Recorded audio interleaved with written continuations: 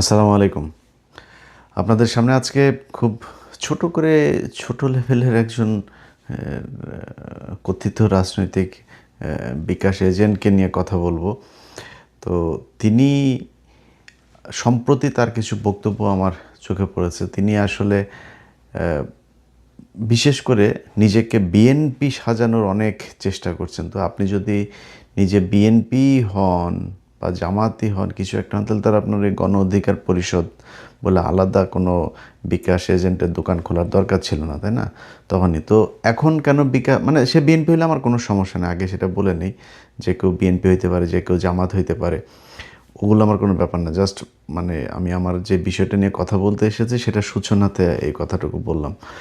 এখন সে নিজে বিএনপি সেজে তারপরে বিএনপির মতো, বিএনপির নেতার মতো কেন কথা বলছে, সেটা হচ্ছে আমার আলোচনার মূল বিষয়। এখানে রাজনীতিটা আসলে কোনো বিষয় না।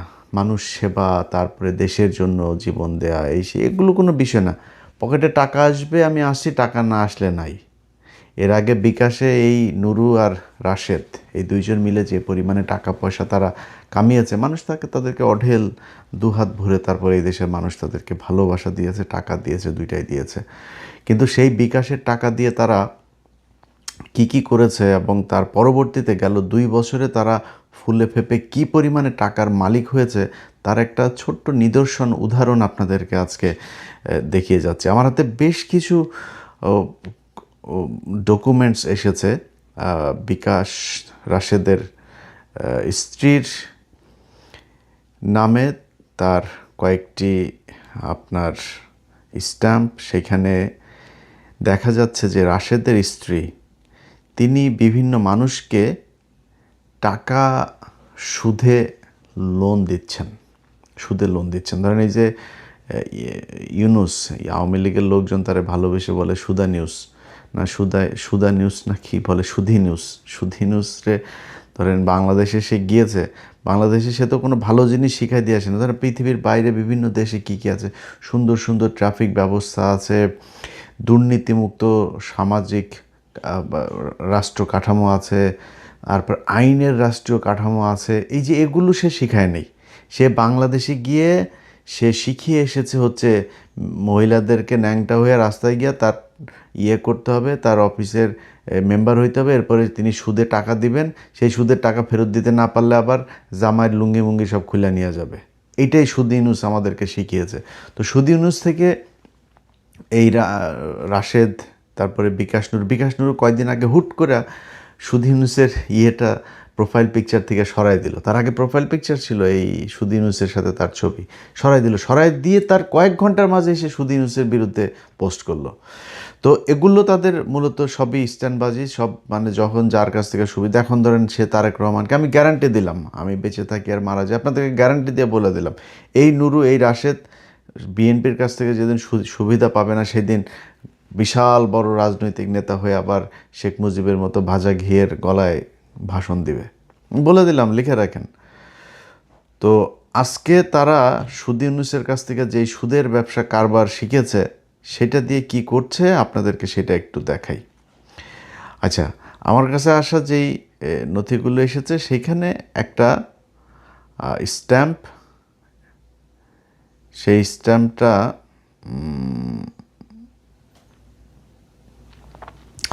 8/3/2025, অর্থাৎ 24-এর পলাতক হাসিনার পালিয়ে যাওয়ার পরে যে টাকা পয়সা কামিয়েছে, তারপর থেকেই শুরু করেছে আর কি। আচ্ছা, এইখানে প্রথম পক্ষ রাবেয়া আক্তার আলো, পিতা মোহাম্মদ আলম, ঠিকানা 5-3 ক ভাসানটেক, পশ্চিম ভাসানটেক, ঢাকা ক্যান্টনমেন্ট। রাশেদের বাসার ঠিকানা 1206 কাফরুল, ঢাকা উত্তর সিটি কর্পোরেশন, ঢাকা। পেশা ব্যবসা, রাশেদের বউর পেশা ব্যবসা, বুঝছেন তো কী ব্যবসা করে আল্লাহ জানে। তো ধর্ম ইসলাম, স্বাধীনতা, বাংলাদেশি, ভোটার আইডি কার্ড, ব্লা ব্লা ব্লা ব্লা ব্লা, সেটা না বললাম। এটা প্রথম পক্ষ। দ্বিতীয় পক্ষ হচ্ছে মোসাম্মদ হেলেনা আক্তার নামে একজনকে লোন দিয়েছেন, সুদের টাকা লাগাচ্ছেন,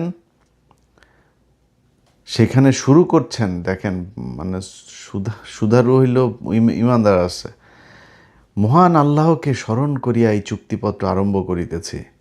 আমি দ্বিতীয় পক্ষ গ্রহীতা, প্রথম পক্ষ রাবেয়া আক্তার আলো হইতে 5 লক্ষ টাকা ঋণ হিসেবে গ্রহণ করি।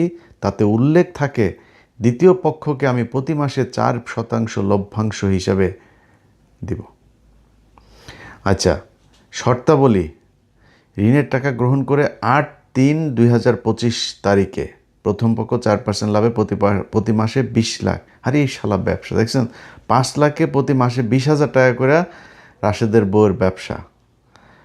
দ্বিতীয় পক্ষ প্রথম পক্ষকে সিকিউরিটির জন্য একখানা ব্যাংক চেক প্রদান করিবেন, যা প্রথম পক্ষ যে কোনো সময়ে উত্তোলন করিতে পারিবেন।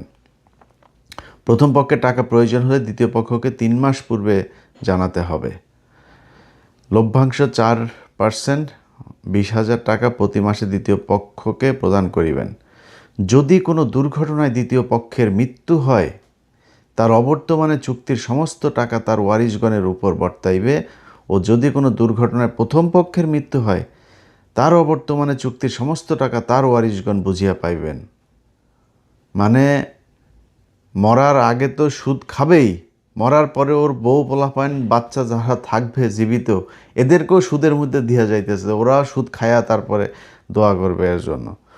উপরোক্ত চুক্তির বরখেলাপ হইলে প্রথম পক্ষ রাবেয়া আক্তার আলো চলমান আইন অনুযায়ী আইনগত ব্যবস্থা নেয়ার ক্ষমতা রাখে। তো এখানে আপনাদেরকে আরও কিছু জিনিস দেখানো হলো। এই যে রাশেদের যে আপনার ব্যক্তিগত তথ্য, তো এগুলো সবগুলো সোশ্যাল মিডিয়াতে দেখানো ঠিক না। তবে এটার মানে মূল ইয়ে হয়েছে যে তার যে তথ্য বিবরণী, যেটা আপনার আয়কর রিটার্ন এবং ভোটার ইয়ের সময়, নির্বাচনী হলফনামার সময় যেসব তথ্য দিয়েছিল, সেখানে সে বলেছে যে সে হচ্ছে ব্যবসায়ী এবং রাজনীতিবিদ, বিকাশ ব্যবসা, বুঝছেন। আর হইল গিয়া তিনি আগে ছাত্র ছিলেন। তার বউয়ের ব্যাপারে দেওয়া হয়েছে, তার বউ এখন গৃহিণী, আগে ছিল ছাত্রী। তো কয়দিন আগে তুমি দিলা তোমার বউ গৃহিণী, আবার এখন ওইখানে লিখছো যে ব্যবসা। আবার ব্যবসা, সে কি ব্যবসা? নিচতলা ভাড়া দেওয়ার, উপরতলা বড় করার ব্যবসা। সেই ব্যবসায় মানুষকে লোন দিচ্ছে, এবং এরকম লোন দেওয়ার মানে প্রমাণ একটা দুইটা না, অনেকগুলো। তো ধরেন এই হচ্ছে রাজনীতি। এই রাজনীতিবিদদের ব্যাপারে আপনাদের সবসময় সজাগ থাকতে হবে, কারণ হইল এদেরকে আপনারা উপরে তুলেছেন, আমরাও তুলেছি, এর দায় আমাদেরও আছে, আমরা বুঝতে পারি নাই। আমাদেরও এক সময় তারা এখন আমাদেরকে, আমরা নাকি ইউটিউবার, আমরা হচ্ছে, আমাদেরকে সাংবাদিক বলতে লজ্জা লাগে, বুঝছেন। তো ওর বাপ যখন ওর কেউ ছিল না, তো তখন ওর এই বাপেরা ছিল, এই বাপেরা ওদের কেউ উঠাইছে। তো যাই হোক, এদের ব্যাপারে আমাদের ভবিষ্যতে সাবধান থাকতে হবে। এরা আমাদের আবেগ নিয়ে খেলা করে তারপরে তারা আমাদের এই দেশের সাথে বেইমানি করে, আমাদের যেই আবেগ, সেই আবেগের সাথে তারা বেইমানি করে। তো তাদের ব্যাপারে খুব বিশাল আকারে কিছু বলার মতো এরকম কোনো ফিগার তারা এখনও হয় নাই। তবে আজকে যেটুকু দিলাম, এটা জাস্ট ছোট্ট একটা জিনিস, এটা আমার কোনো অনুসন্ধান না, কোনো কিছুই না। মূল যে অনুসন্ধান নুরুকে নিয়ে, সেটা চলছে। দোয়া করেন, আপনারা দেখবেন। আমি একটু সময় নিচ্ছি, কারণ অনেক জিনিসপত্র আসছে, তো এগুলো মিলায় গুছায় লিখতে টিখতে এডিটিং করতে সময় লাগবে। বাট আপনাদেরকে নিশ্চিত করলাম যে ইনশাল্লাহ আল্লাহ বাঁচায় রাখলে সেটা দেখতে পাবেন, মজা আছে সেইখানে। আল্লাহ হাফেজ।